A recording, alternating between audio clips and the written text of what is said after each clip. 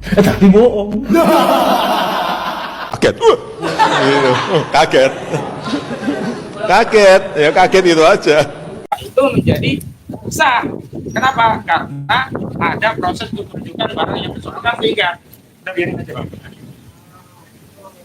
Sehingga menjadi jelas orang itu dipersalahkan karena masalah apa begitu loh. Jadi kalau dia tidak tahu dipersoalkan dengan apa, maka menjadi tidak jelas dia itu ditersangkakan dengan apa. Jadi sekali lagi statement saudara Joko Widodo juga kembali lagi terbukti berbohong, yakni ternyata ijazah itu bisa ditunjukkan oleh proses gelar perkara khusus, tidak semuanya harus ke persidangan. Tapi sekali lagi menunjukkan barang bukti tadi bukan berarti mengakui keabsahan barang bukti tadi, karena proses keabsahan itu nanti akan dibuktikan di pengadilan. Karena itu kami menunggu proses persidangan setelah segala proses dan tahapan prosedur di tingkat penyidikan ini menjadi lengkap dan sempurna. Dan kami tadi sempat ditanya di dalam, ada proses untuk mengajukan pra peradilan, kenapa tidak ditempuh?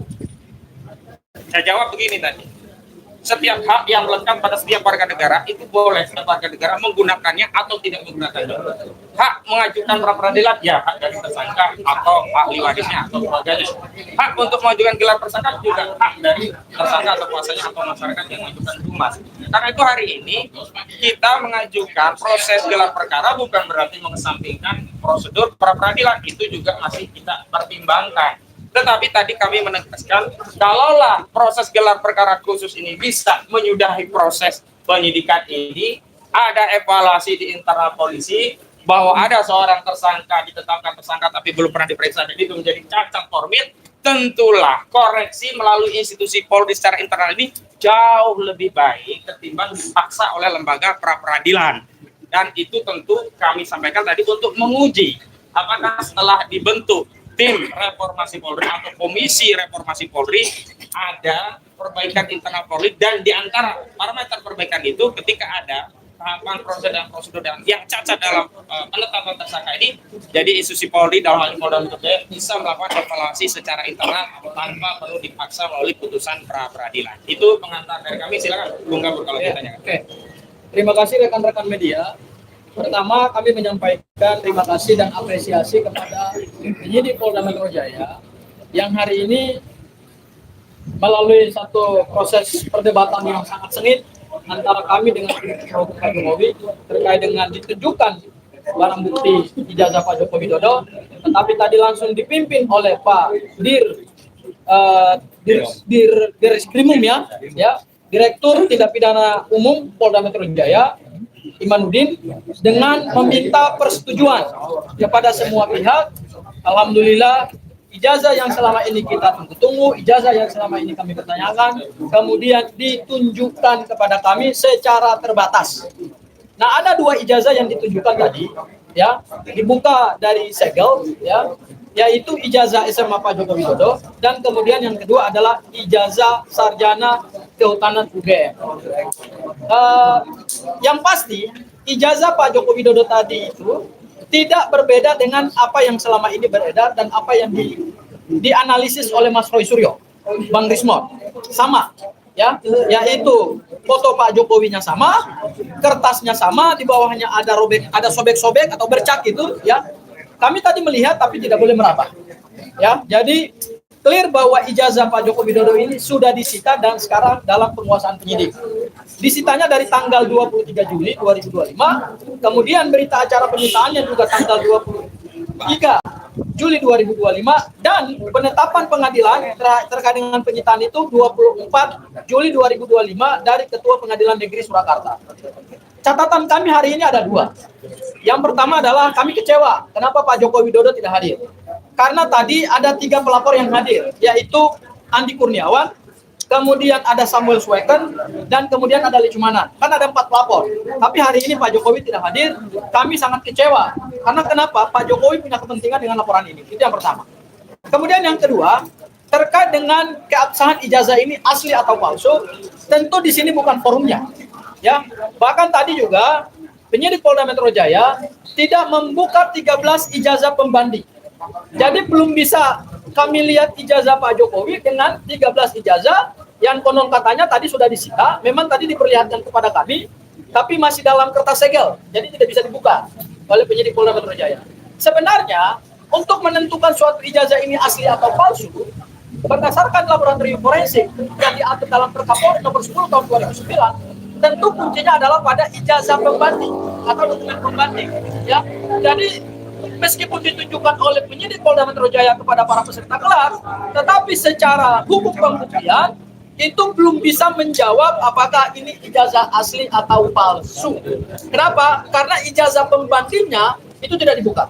Ya, kami tentu melihat bahwa ini masih menjadi tanda tanya besar juga kepada penyidik Polda Metro Jaya, kepada rakyat Indonesia juga, kepada kami, apakah ijazah ini asli atau palsu. Karena hasil laboratorium forensik yang tadi dijelaskan oleh penyidik Polda Metro Jaya, itu hasilnya hanya identik. Identik dengan siapa? Identik dengan 13 ijazah pembanding. Dan 13 ijazah pembanding itu tidak dibuka. Dan kemudian, tadi terkait dengan hasil laboratorium forensik, juga tidak dijelaskan secara gamblang, apakah 13 ijazah pembanding ini ada pernyataan atau berita acara keabsahannya nggak dari UGM. Kami juga nggak tahu ini ijazahnya ijazah siapa. Ya, sehingga memang masih ada tanda tanya yang hari ini kami dapatkan dalam gelar perkara khusus ini. Mungkin itu Bang Aka yang bisa saya sampaikan. Ada yang mau tambahkan? Ya, Bu Kurnia. Bismillahirrahmanirrahim. Assalamualaikum warahmatullahi wabarakatuh. Seluruh rakyat Indonesia, kami hari ini telah menyelesaikan gelar perkara khusus, di mana dalam gelar perkara tersebut memungkinkan untuk mengkoreksi arah daripada penyidikan, kemudian melihat bukti awal ya, apakah benar seperti itu, serta tentu saja mendengarkan arahan-arahan dari lintas fungsi seperti Wasidik dan Irwasum. Juga memberi ruang kepada ahli-ahli dari pihak terlapor maupun pelapor. Kami sudah menumpahkan semua perasaan kami tadi, tidak hanya hal-hal hukum, tapi juga hal-hal yang kami alami yang tidak bisa diceritakan di luasnya media di luar ini begitu. Dan mereka sudah mencatat dengan baik. Kalau mengenai ijazah yang dipertontonkan kepada kami, saya tidak mempunyai perasaan apa-apa karena terus terang saja itulah yang saya lihat selama ini begitu, ya. The one who really like him, ya, foto yang tidak sama seperti beliau, ya. Dan kebetulan ada dua yang diperlihatkan, yaitu yang S1 serta SMA, dan ini totally different, ya, itu menurut saya, ya. Tapi tentu saja bukan medannya bagi kita untuk memperdebatkan itu, ada tempatnya nanti. Mari nanti kita tunggu saja. Bagi kami yang terpenting sebagai orang yang sudah ditersangkakan, kami berhak untuk melihat primary evidence, ya, karena tidak mungkin orang ditersangkakan tanpa ada apa yang menjadi alasan kami untuk ditersangkakan. Saya kira demikian. Semoga kita berjumpa nanti untuk Indonesia yang lebih baik. Silakan. Bang Rizal.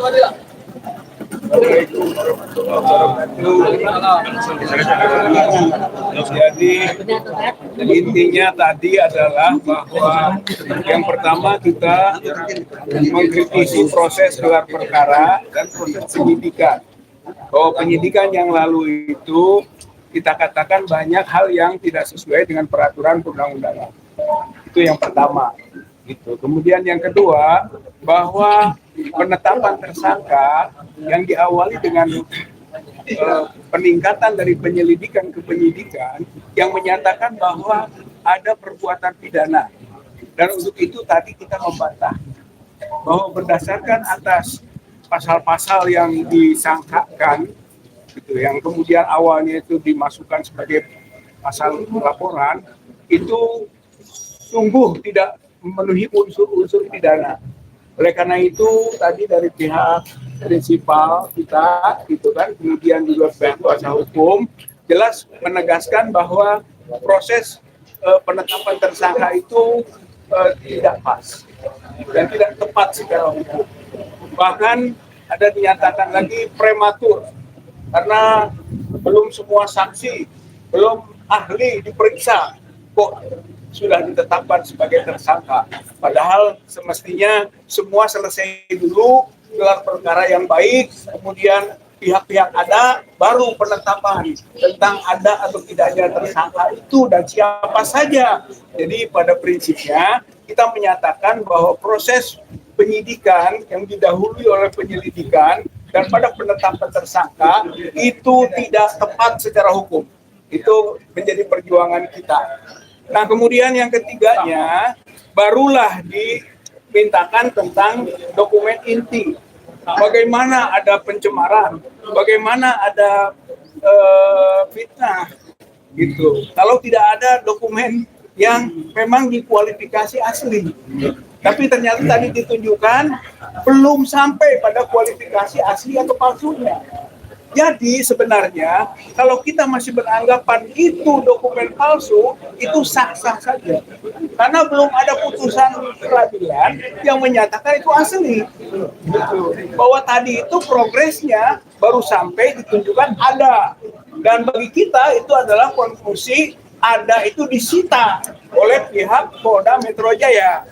Dengan disitanya oleh Polda Metro Jaya, berarti Pak Jokowi dan para pendukung-pendukungnya kemarin itu berbohong.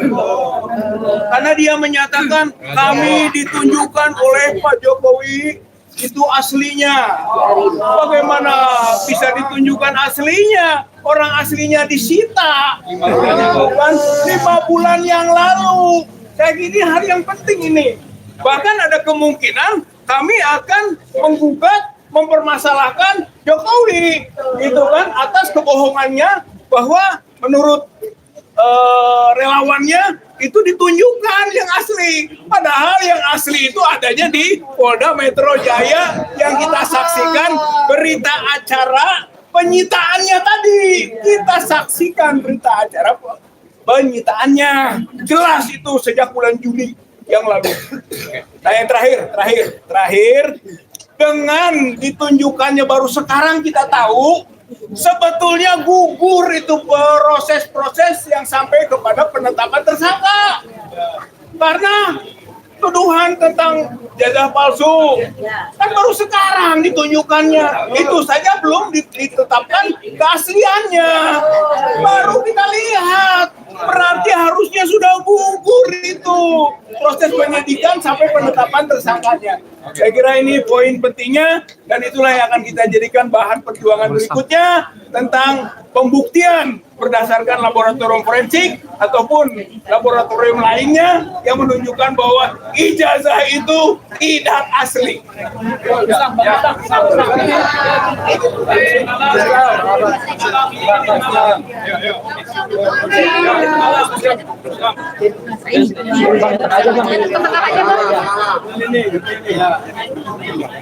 Oke, bismillahirrahmanirrahim. Assalamualaikum warahmatullahi wabarakatuh. Hasil gelar perkara tadi menurut saya ini hal yang biasa-biasa aja, karena diperlihatkannya itu ijazahnya persis seperti apa yang telah dianalisa, yang beredar di sosial media, yang dianalisa oleh Suryo, Rismon, dan Dr. Tifa.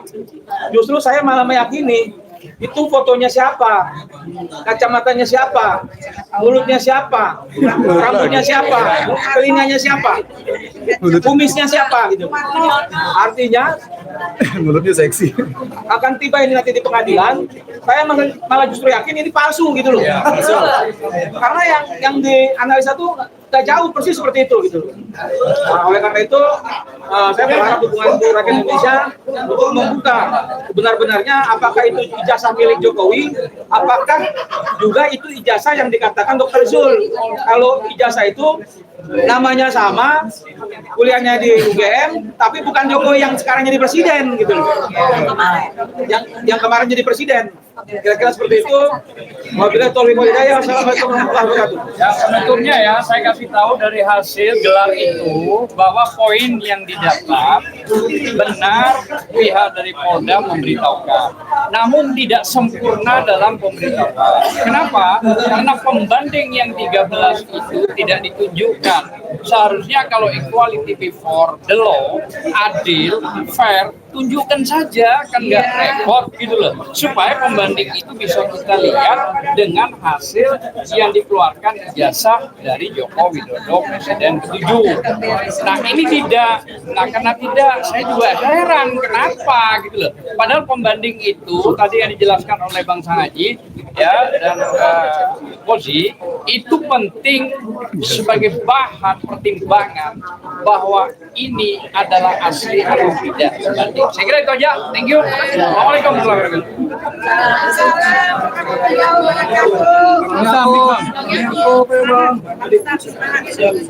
Oke bang, makasih bang. Siapa? Itu siapa tuh? Yang Alilen harus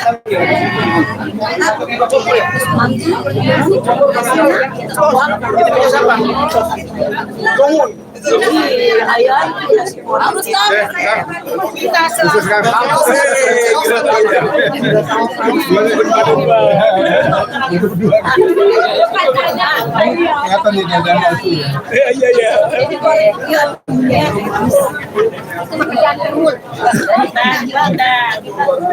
Iya dong.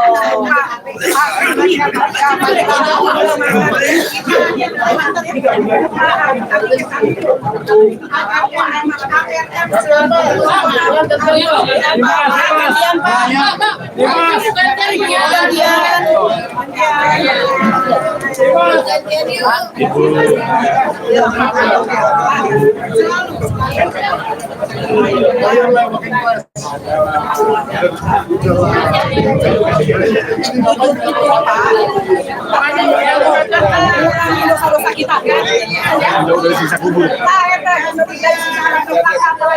Masih ada pengajian akhirat, Pak. Ya, ingat itu, masih ada pengajian akhirat. Di dunia bisa lolos, di akhirat jangan salah.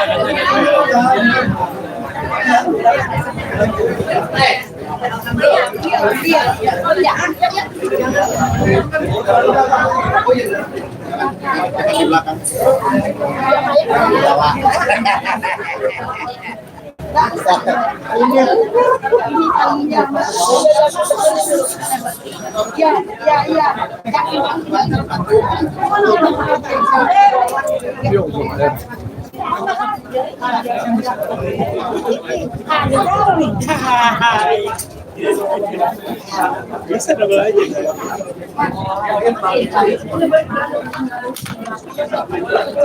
Ya si playboy ini lagi.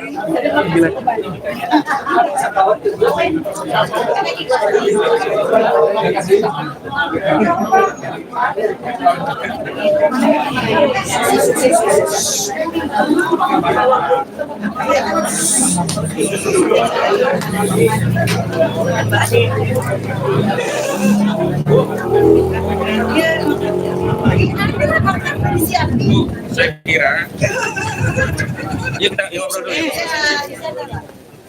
Kita dulu ya bang, aku tinggal dulu ya. Ya, seperti itu tadi poin-poin yang dikemukakan dari hasil gelar perkara khusus klaster pertama. Dan di depan saya ada tim dari kuasa hukum Jokowi juga sedang diwawancara, dan Rizal Fadila, ada dari pejabat,